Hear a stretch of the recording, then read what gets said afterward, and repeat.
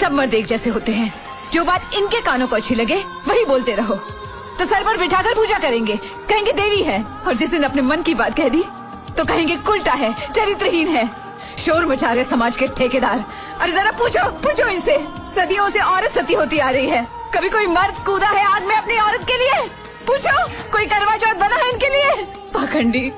तुमने मनीष पर भरोसा करके बड़ी गलती की जानकी। तुमने क्या गलती की थी वैदेही? तुमने तो समाज के सामने 7 फेरे लेकर रीति रिवाज निभाकर शादी की है, और आज तुम भी वही खड़ी हो ना जहाँ मैं खड़ी हूँ, कोख में बच्चा लेकर वनवास। और बेचारी सीता मैया अग्नि परीक्षा देने के बावजूद उसे क्या मिला?